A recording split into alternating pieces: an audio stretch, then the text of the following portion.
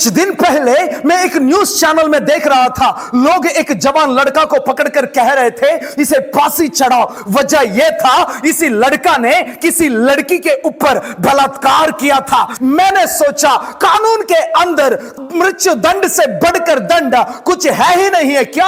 हाँ, कानून के अंदर मृत्यु दंड से बढ़कर दंड कुछ है ही नहीं, बल्कि परमेश्वर के नजर में मृत्यु दंड से बढ़कर एक और दंड है। उस दंड का नाम है उसकी उपस्थिति में से, परमेश्वर की उपस्थिति में से निकाल दिया जाना। वो सजा बाइबल के अंदर एक जवान लड़का को मिला। उसने अपनी सगा भाई हाबिल को खत्म किया। कैन को लेकर के प्रभु ने कहा आज के बाद और मेरी उपस्थिति से तुम दूर रहोगे। इस बात को लेकर के कैन कहता है हे प्रभु, हे परमेश्वर, ये जो सजा तुमने मुझे दिया है ये मेरे सहन से बाहर है, क्योंकि तुमने मुझे तेरी उपस्थिति से निकाल दिया। इससे अच्छा तुम मुझे मृत्यु दंड देता, वो मेरे लिए आसान है। कैन को क्यों लगा होगा मृत्यु दंड उसके लिए आसान है? परमेश्वर के उपस्थिति से निकाल दिया जाना उसकी सहन से बाहर है, क्योंकि कैन जानता था परमेश्वर की उपस्थिति क्या होती है। कैन जानता था परमेश्वर के साथ रिश्ता कैसी होती है। पल खाने वाले कुत्ता क्या जाने गन्ने की रस की स्वाद कैसी होती है। दुनिया में डूबने वाले, दुनिया में भटकने वाले लोग क्या जाने परमेश्वर की उपस्थिति का प्रभाव, उसका बल, उसका मिठास क्या होती है।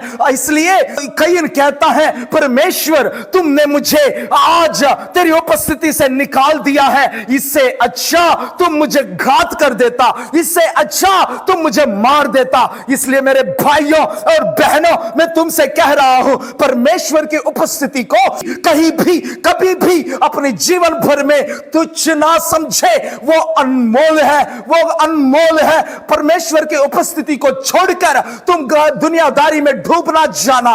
परमेश्वर की उपस्थिति को छोड़कर फिल्मों में देखने में ना जाना, फिर परमेश्वर की उपस्थिति में बैठकर फोन में डूब ना जाना। प्रेरितों का काम 3 अध्याय में एक लंगड़ा को हम देखते हैं। वो कहां भीख मांग रहा था पता है? परमेश्वर के भवन के बिल्कुल सामने, उस दरवाजा के बिल्कुल सामने ही वो भीख मांग रहा था। सभी परमेश्वर के दरबार में जाकर उसकी आराधना कर रहे थे, बल्कि ये तो प्रभु की दरबार के उपस्थिति से एक कदम दूरी पर ही बैठकर भीख मांग रहा था। उनके दिमाग में कभी ऐसी विचार पैदा नहीं हुआ होगा कि मुझे भी परमेश्वर की उपस्थिति में जाना है। अरे भाई, मुझे भी थोड़ा एक कदम आगे बिठाओ ताकि मैं भी प्रभु की उपस्थिति में बैठूं। आज इस प्रकार के लोग कितने हैं? प्रभु के दरबार, परमेश्वर की कलीसिया घर के नजदीक ही होती है, फिर भी वो जाता नहीं है। कुछ काम धाम होती नहीं है, फिर भी